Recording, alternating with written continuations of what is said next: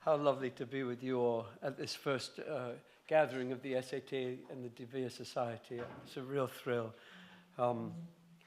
I've been asked to read a bit of the beginning of this wonderful book, which I think is good to remind ourselves of how it begins.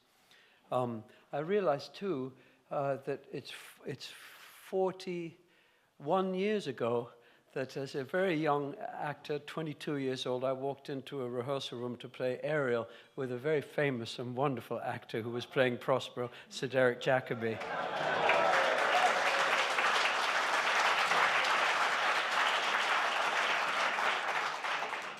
Neither of us, I just checked with Derek, and neither of us were conscious of there being a question of the authorship in those years, were we, in 82?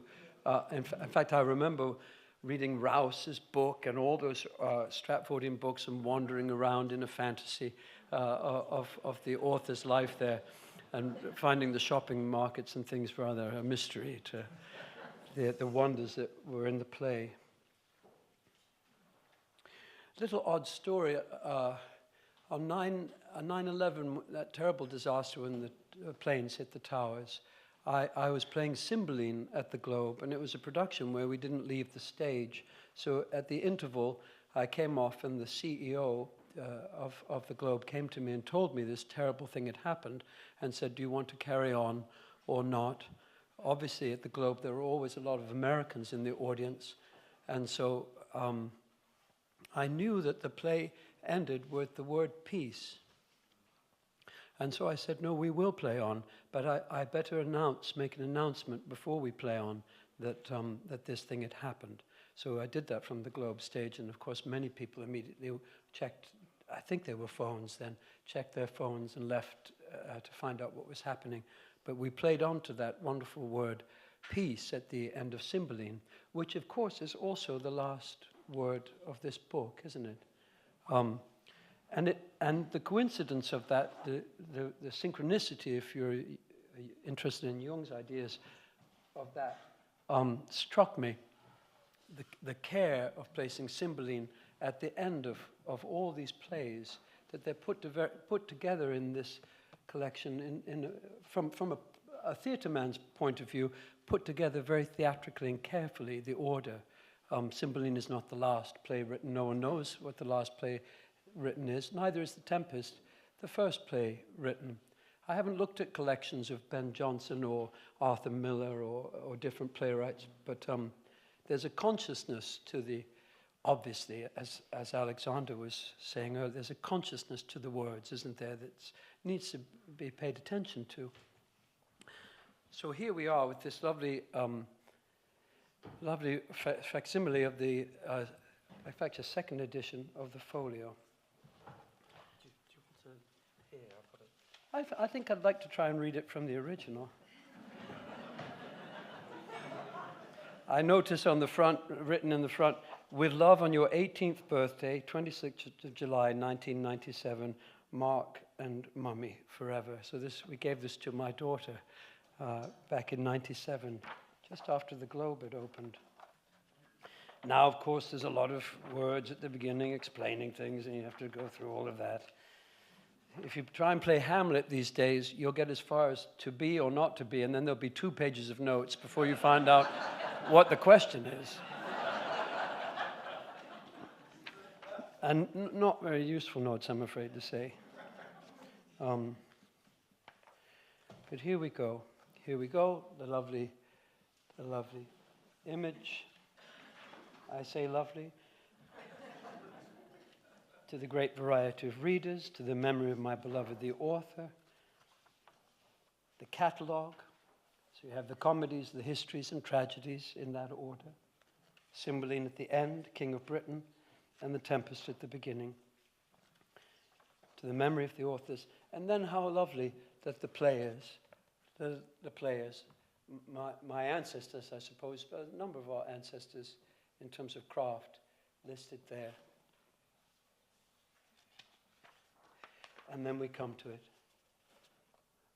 With the lovely headpiece, the peacocks and Pan, or the central figure, and the arrows being shot into the base, and all the meaning of that, which is very beautiful. So So when I do a play, one of the first things I do is try and imagine it's just been delivered through the door.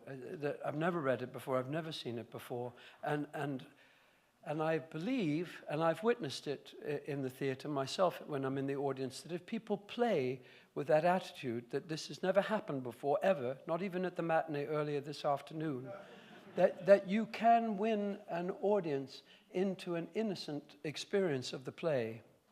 You have to drop concepts of the play, and you have to play it like you play a tennis match or a game of sport, not knowing who's going to win the next point, not knowing how things are going to happen. And the audience can then experience the play for the first time. So here's so we want to imagine that no one's ever heard this play, The Tempest, before. And what an incredible little trick and surprise is in the first page. The Tempest, actus primus sine prima. A tempestuous noise of thunder and lightning heard. Enter a shipmaster and a boatswain. Master. So note that the first word is master. It's not a word that the first word spoken is bosun. But if you're reading it, the first word of master is master. There's a lot of things that you don't hear when you go to a play, aren't there? Like the fact that Oxford is there when Tudor arrives at the end of Richard III, that he's amongst the lords who are named in the script as being attendant when the new king arrives. You only get that information. And interesting, why did the author put Oxford there amongst those people who greet the first Tudor to come? But here you have master. What's the last word in the Tempest? Free. Set me free. So for Freemasons, it's an interesting prompt to an inquiry, isn't it? That the first word of the Tempest is master and the last word is free. The master enters and he says, "Bosun!" "Here, master." "What cheer?" says the boatswain. "Good. Speak to the mariners. Fall to it yearly, or we run ourselves aground. Bestir, bestir." Immediately, always with Shakespeare, there's an urgent situation. Urgent situation. Fantastic for us actors. The master exits. Enter mariners. "Hey, my hearts," says the boatswain. "Cheerly, cheerly, my hearts. Yar, yar, take in the topsail, tend to the master's whistle, blow till thou burst thy wind, if room enough." So if the sea is deep enough, if there's room for the ship to maneuver, we're fine. They can blow us anywhere. It's only when we get near to land that we'll be in trouble. Enter Alonso, Sebastian, Antonio, Ferdinando, Gonzalo, and others. Alonso. So there's no description of these characters, just the names. So great for the imagination. "Good boatswain," says Alonso, "have care. Where's the master? Play the men?" "I pray now keep below," says the boatswain. Antonio says, "Where is the master, boatswain?" So there's no good boatswain in Antonio's question. "Boatswain, do you not hear him? You mar our labor. Keep your cabins. You do assist the storm." Gonzalo says, "Nay, good, be patient." The boatswain says, "When the sea is. Hence, what cares these roarers for the name of king?" So this is the first impression we get. One of these people is a king. We don't know yet. Is the king, maybe one of these people the king, maybe downstairs. Maybe he came on with the crown. We don't know. In a way, nicest to have him not come on with the crown, so you just don't know. It's just a group of passengers. But those are decisions that need to be made. When the sea is, hence what cares thou roarers for the name of king? To cabin, silence, trouble us not. And Gonzalo again says, "Good, yet remember whom thou hast aboard." And the boatswain says, "None that I more love than myself." "You are a counselor. If you can command these elements to silence and work the peace of the present, we will not hand a rope more. Use your authority. If you cannot, give thanks you have lived so long and make yourself ready in your cabin for the mischance of the hour, if it so hap. Cheerly, good hearts. Out of our way, I say, and he exits. And this man Gonzalo says, I have great comfort from this fellow. Methinks he hath no drowning mark upon him. His complexion is perfect gallows. Stand fast, good fate, to his hanging. Make the ropes of his destiny our cable, for our own doth little advantage. If he be not born to be hanged, our case is miserable. A wonderful, humorous counselor, even in this situation. Yeah, I wonder if the first audience, when it was performed, perhaps in a little room like this, laughed. But we still don't know who these men are.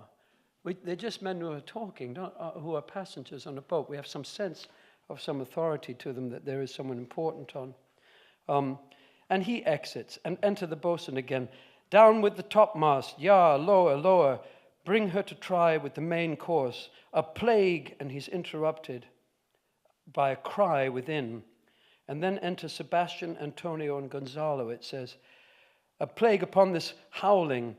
They are louder than the weather, or our office.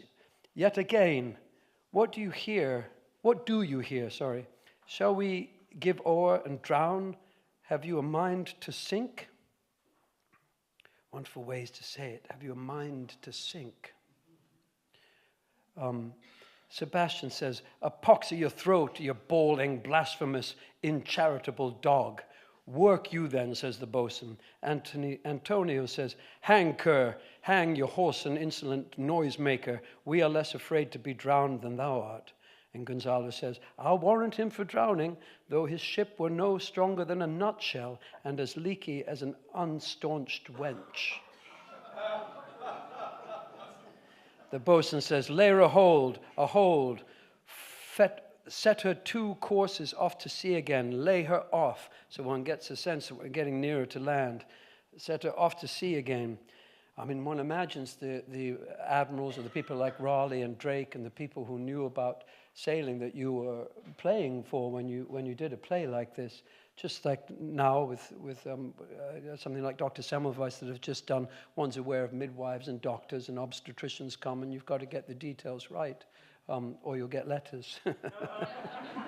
Or worse. Enter the mariners wet. Enter the mariners wet. So a simple thing to do, that now a bunch of actors come on wet. Not the kind of part that Derek and I like to play, but it does happen. "All lost," says the mariners, to prayers, all lost." The boatswain says, "What must our mouths be cold?" Wonderful line. Gonzalo says, "The king and prince at prayers, let's assist them, for our case is as theirs." Sebastian says, "I'm out of patience." Antonio says, "We are merely cheated of our lives by drunkards. This wide-chopped rascal, would thou might lie drowning the waters of 10 tides, the washing of 10 tides. And Gonzalo says, "He'll be hanged yet, though every drop of water swear against it, and gape as wide to glut him." How does he know that so well? This is the 3rd time he's said it, hasn't it, Gonzalo? How does he know this so well? But we don't know he's right yet. We just know it's said 3 times. As a playwright, you're repeating yourself. So the playwright's making an effort to repeat that 3 times. A confused noise within. A confused noise within. Marvelous stage direction. "Mercy on us," says Gonzalo. First one to pray for mercy. We split. Farewell, my wife and children. Farewell, brother. We split. 5 we splits from the confused noise within. "Let's all sink with the king," says Antonio. "Let's take leave of him," says Sebastian, and they exit. And Gonzalo says, "Now would I give 1,000 furlongs of sea for an acre of barren ground. Long heath, brown furs, anything. The wills above be done, but I would fain die a dry death." And he exits. Enter Prospero and Miranda. And this young boy playing a girl says, "If by your art my dearest Father, so where are we now? If by your art, my dearest Father, you have put the wild waters in this roar, allay them. The sky, it seems, will pour down stinking pitch, but that the sea, mounting to the welkin's cheek, dashes the fire out. Oh, I have suffered with those I saw suffer, a brave vessel. Where are we? What's happening? We were on a boat a moment ago with everyone drowning, who had no doubt some noble creature in her, dashed all to pieces. Oh, the cry did knock against my very heart. Poor souls, they perished. Had I been any god of power, I would have sunk the sea within the earth, or ere it should the good ship so have swallowed, and the fraughting souls within her. And the man says, be collected. From confused and splitting to be collected. No more amazement. Tell your piteous heart there's no harm done. Oh, woe the day, says Miranda. No harm. I have done nothing but in care of thee, my dear one, thee, my daughter, who art ignorant of what thou art, not knowing of whence I am, nor that I am more better than Prospero, master of a full poor cell, and thy no greater father. More to know did never meddle with my thoughts, says Miranda. 'Tis time I should inform thee, Father. And then the man sits, doesn't he, and tells his daughter the story of how they came to be exiled onto this island and all his power taken from him, his royal power, Duke of Milan, aristocratic power taken from him. What an extraordinary start of a play, isn't it? So wonderful. So fluid without all of the projections or sets or things that so often now we're surrounded with on the stage as actors. But just people, I can really feel it in this room, imagining them entering in this room and with the power of the words, just engaging us. And saying what we've engaged in with great detail, the sinking of a ship, that was all illusion. That was all something that actually, not illusion, but that was something that had some much more magical power behind it than we might have thought at first. It had this person behind it, Prospero. What a wonderful first play to start the folio with, isn't it? I don't know why there are so few of us, Richard and Derek, Annabelle, and Gary. How many of us are actors here? We just raise our hands. Yeah. It's surprising, isn't it? I don't know why there are so few of us who've done as many Shakespeare plays as Derek and Richard, and all of us, if we act Shakespeare, we act a lot of Shakespeare. Why there are so few of us that aren't intrigued, even by those first page, to look further than the appearance of the author. I don't know why. It's a question that really puzzles me, why there aren't more Shakespeare actors around the world who are curious about this authorship question that we're all exploring and curious. There we are. Times are changing, aren't they? And I think there's going to be a lot more people interested in the years ahead. And the work that's been done over these centuries, particularly by Mr. Loney and the wonderful De Vere Society, I think it's going to have a big payoff in the time ahead. So thank you very much for inviting me to do that.